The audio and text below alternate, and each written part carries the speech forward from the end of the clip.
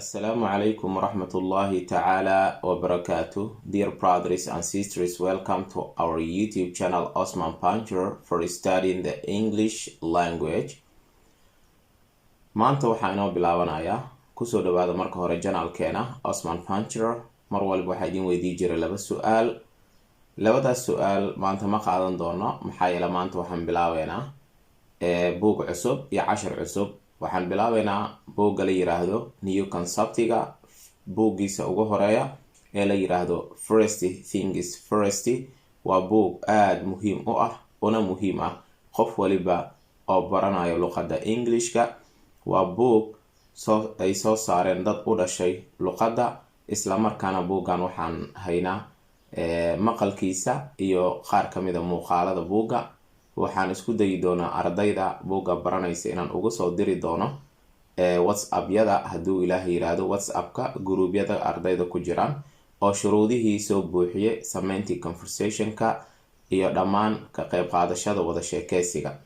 marka buuggu waa buug u muhiim ah qof walbo luqadda baranayo. buuggan wuxuu ka kooban yahay 2 chapter. kadib wuxuu leeyahay buugga su-aalooyinkaasoo ah mid ardaydu lagu qiimeynayo casharadii lasoo dhaafayo idil qaabka ay ula socdeen. guud ahaan marka isku darka buuggu waa 144 cashar. casharadu waxay kala yihiin casharo weydiimo ah iyo casharo caadi ah. casharada sida tirooyinka kisiga ah sida casharka 1, 3, 5, 7 sidaas oo kale casharada waa casharada caadiga ah. casharada tirada dhabanka ah ayaguna waxa weeyaan waa weydiimada ama su'aalaha lagu qiimeynayo cashirka ka horeeya siduu ardayga u soo fahmay. tusaale ahaan casharada kala ah sida casharka 2, 4, 6, 8, 10 kuwaas oo idil waa wada weydiimo tirooyinka dhabanka ah oo sidaas ku soconayaan. marka waxaan qaadanaynaa New Concept buuggeena aan bilaaban doonaa. guud ahaan wuxuu ka kooban yahay 144 cashar. anaga marka asbuuci waxaan qaadan doonaa 2 asbuuci waxaan ka qaadan doonaa 2 maalmood. 2 maalmood oo asbuuci aan ka qaadan doonana calaa maalin waxaan qaadan doonaa 2 cashar. casharka 1, 2 sidaas oo kale oo weydiima. marka casharka 1 si fiican aan u sharixi doonaa. kan labaadna idinka ayaa waxaan laga rabaa 70% inaad dadaashaan, waa weydiimo. casharka marka qaybta weydiimada 70% dadaalka adiga laga rabaa, 30% inaan si fiican kugu sharaxno weydiimaha la iska rabo. laakiin casharka 1 oo ah casharka caadiga ah, casharkaas si fiican aan u sharxi doonaa hadduu ilaahay yiraahdo. marka maalinkii waxaan 2 maalin asbuuci ka qaadan doonaa, maalinkiina waxaan qaadan doonaa 2 cashar. labadaas casharna marka mid caadi ah iyo mid weydiimo ah ayaan qaadan doonaa. sidaas marka guud ahaan asbuuci waxaan ku qaadan doonaa 4 cashar. 4 cashar asbuuci haddii bishii aan ka qaadano ku dhawaad 20 cashar. marka buugga waxaan kusoo gabagabeyn karnaa 6 bilood haddii aan isku dayno. marka 6 bilood markaan buugga kusoo gabagabeynano ma aha buugga keligiis inaan baranayno, waxaan la socdo buugga aan lasii baranaynaa casharada kale ah sida grammarka qaybihiisa ugu horeeya ee ah tenseska. waxaa kaleentoo la socdo new sentences aan qaadan doonaa. waxaa kaleentoo qaadan doonaa conversationada, new vocabularies-ka. waxaasoo idil marka buuggan ay barbar socon doonaan ilaa aan kan ka dhameyno. markaan kan dhameyno kadib buugga xiga aan bilaabi doono waxaan ku bilaabi doonaa asaguna anaga oo xoogaa yar ka horumarsan oo beginnerkii ama elementarygii xoogaa yar aan ka gudubnay. kadib buuggiisa xiga ee practice and progress-ka ayaan macnaha diiradda saari doonaa. marka iyo grammarka qaybihiisa kale hadduu ilaahay yiraahdo oo caafimaad iyo cimri dheer dhammaanteena lagu wada gaarsiiyo. aan isu soo duceyno inuu ilaahay anagoo caafimaad qabno, sidaan anagoo caafimaad qabno u bilaabno buuggan, aan u dhameyno anagoo caafimaad qabno. ardayda jecel barashada luqadda Englishka inta aanan meel fog gaarin, fadlan la wadaag ogeysii ay u sheer garay ardayda jecel barashada luqadda Englishka. waxaan markaa gudagalaynaa cashirkeenii 1 ayaan gudagalaynaa New Conceptiga. guud ahaan cashiradeena Englishka waa cashirkii 29aad. gaar ahaan cashirka New Conceptiga waxaan ka maraynaa cashirka 1. okay, marka aan ka hadleyno first markaan guud ahaan ka hadlayno new concept muxuu yahay? new waa cusub, conceptina waa fikir. concept waa fikir, new waa cusub, conceptina waa fikir. new concept marka aragtid waa fikir cusub, laakiin new concept books waa 4 book. waa first things first, practice and progress, develop skills and fluency in English. 4taas book waa 4 book oo kala daran ah inaba caadi ahayn oo muhiim ah, una ah muhiim qof walba oo baranayo luqadda Englishka. Okay, intaas waxaan idinku ogeysiinayay cashiradii ama guud ahaan bookga new conceptiga aan bilaabeynay first things firstiga. ardaygii soo gatay wuu soo gatay, kii aan soo gada karina videoga ayuu ka daawan doonaa hadduu ilaahay yiraahdo. marka first things first maxay tahay? first waa ugu horeen, things think waa shay, things hadaa aragtidna waa sheeyo. first things shayada ugu horeeya baa first ugu horeeyo. macnaha muhiimada cashirka waxa weeyaan wax waliba ama wax walba aad baranaysa macnaha buuggan ayaa ka horeeya. waa macnaha first things first, buuggan ayaa wax waliba ka horeeya, ama wax waliba waa sida ay u kala horeeyaan. haddii aan si kale kugu dhigo, wax waliba waa sida ay u kala horeeyaan. marka maamaha Soomaaliyeed waxay leedahay canjeero see u kala koreysaa loo kala qaataa, ama ood see u kala koreysaa loo kala qaadaa. marka waa sidaas oo kale, waa first things first. buuggan waa buugga koowaad. marka waxaan rajeyn doonaa inaan buuggan si fiican ula socon doontaan. exercise-yadiisana commentiyada waad kusoo qori kartaan, ama WhatsApp-ka numberka mar walba description-ka aan ku qoro waad ku qori doontaan. casharada idil oo aan soo sharxay ilaa cashirkeeni 29aad guud ahaan maanta, gaar ahaan cashirkeeni koowaad ee new conceptiga waxaad ka heli kartaa YouTube-ka. fadlan la soco cashirada ee baro luqadda Englishka haddii aad daninaysid. marka intaa kadib waxaan guda galaynaa cashirkeeni koowaad ee new conceptiga first things first. haddaba dhagaha u fur please and please. maqalkiisa ama muuqaalkiisana waxaan idinkugu soo diri doonaa groupka WhatsApp-ka, laakiin waxaan u diri doonaa keliya ardayda buuxisay shuruudaha conversation-kana samaysay. waxaa kaloo idin sheegaa ardayda conversation-ka rabta inay samayso. conversation-ka waxaan ka dhiganay sabtida, maalinka sabtida habeenkiisa fiidkii bacda al-cisha, ama 2 saac iyo 20 daqiiqo bariga Afrika markay ka tahay, ama Soomaaliya ama 8 iyo 20 daqiiqo bacda al-cisha, cishaha kadib. macnaha salaada cishaha markii laga soo bax kadib. waxaan u maleynayaa intaas inaan isla wada garanay oo aan isla fahmay. waxaan rajeyn doonaa inaan isla wada socon doono, wada sheekaysigana aad sameyn doontaan. akhlaaqda iyo xishmada iyo maxaa la yiraahdaa hadal wanaagana uusan meesha ka marnaan doonin hadduu ilaahay yiraahdo. aad u mahadsantiin. cashirkeena bilaabanayna new conceptiga first things first, cashirkiisii koowaad, guud ahaan cashirkeeni 29aad, gaar ahaan cashirkeeni koowaad ee new conceptiga first things firstiga. okay, lesson 1 cashirka koowaad ayaan baranaynaa. marka hore cashirka intaan guda galin waxaan soo qaadanaynaa marka horeyso erayadan ugu cusub ee ku jira. erayada ugu cusub, erayga ugu horeeyo aan ka qaadanayna waxa weeyaan waa excuse waa raaligelin. excuse waa raaligelin. okay, excuse waa raaligelin, waa excuse. excuse waa raaligelin. okay, erayga kale inta ugu cusub aan ka qaadanayna waxa weeyaan waa handbag.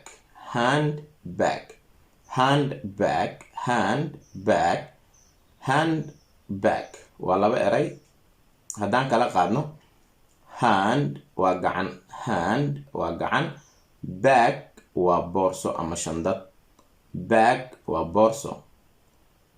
handbag markii la isku qabto waa boorso gacmeed, boorsada gacanta la gashto.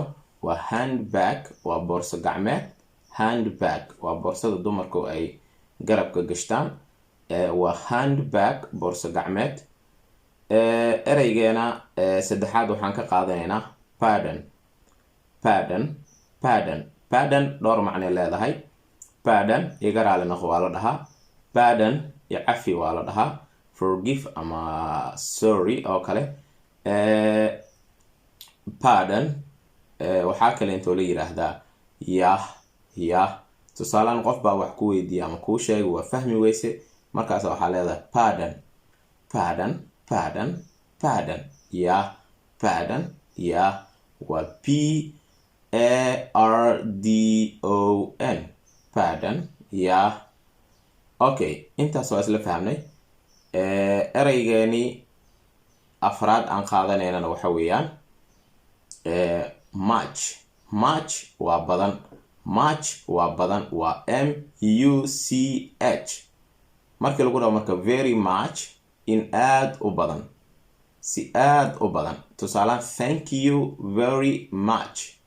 Thank you waa mahadsan tahay, very much in badan baad mahadsan tahay, macnaa aad baad u mahadsan tahay.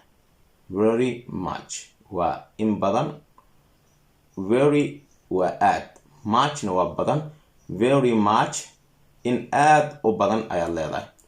Okay, marka waxaan kalentoo qaadanaynaa ereyga shanaad oo ah exclamation mark.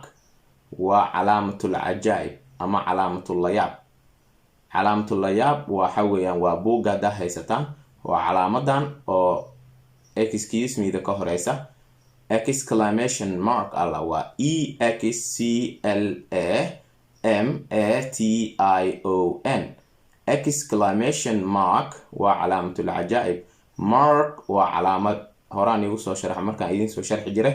question mark waa calaamad su-aal horaan soo sharxay. exclamation mark waa calaamatul cajaa'ib. waa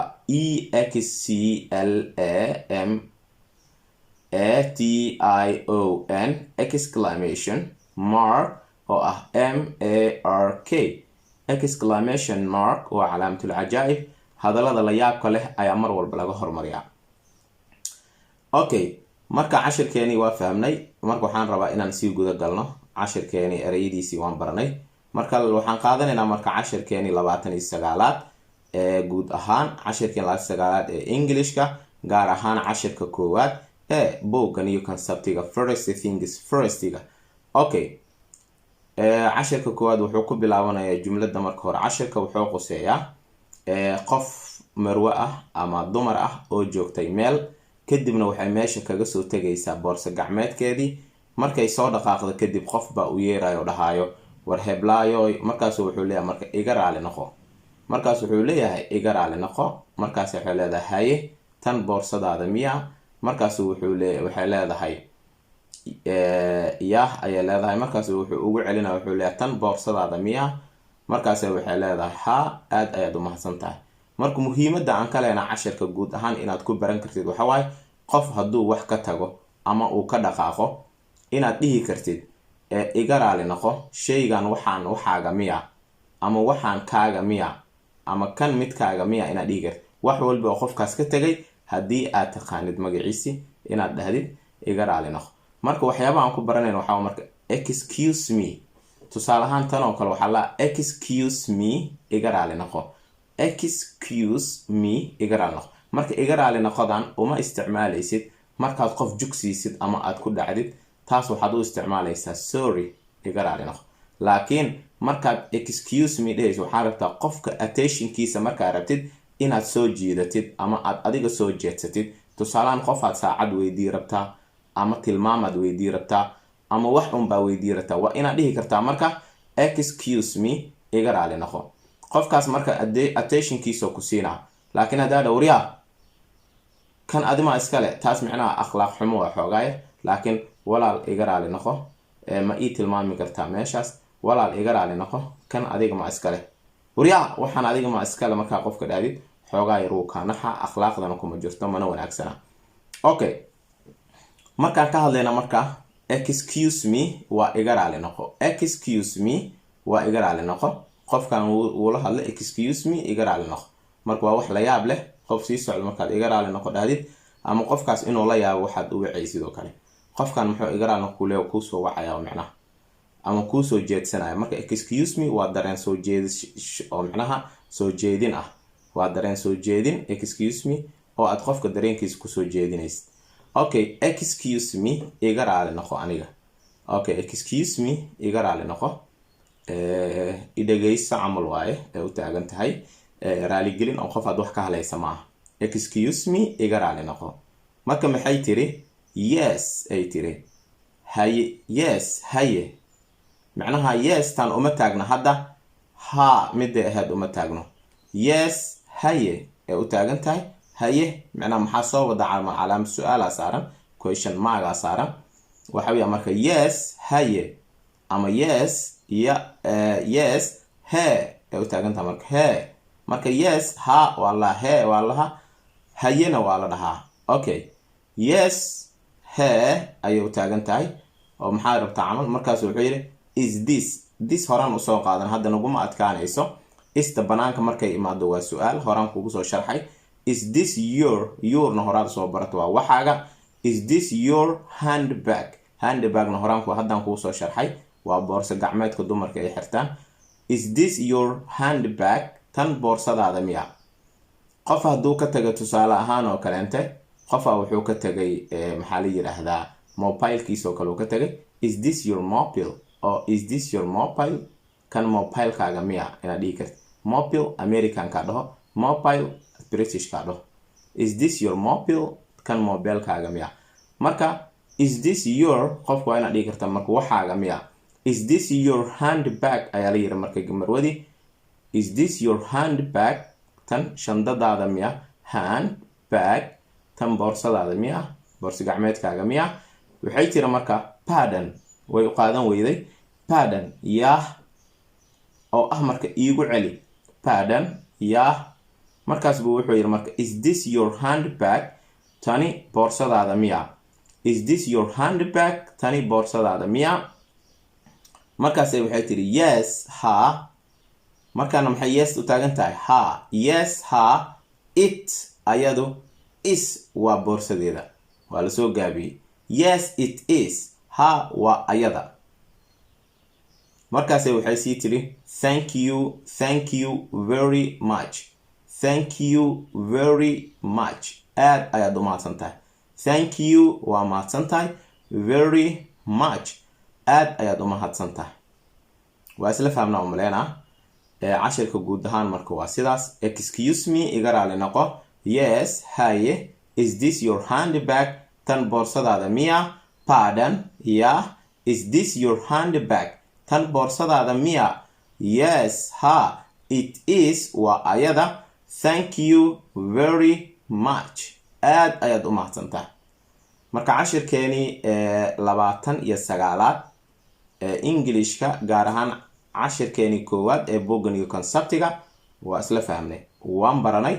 marka meesha handbag ta mar walba adiga inaad bedeli kartaa la isku dayaa. marka waxaan idin leeyahay haddii aad channelka ku cusub tahay subscribe dhaho. haddii uu gambaleelka ku furnayna gambaleelka furo. waa anigoo teacher Osman Abdulqaadir Pancher waxaan idin leeyahay assalaamu calaykum waraxmatullaahi tacaala wabarakaatuh.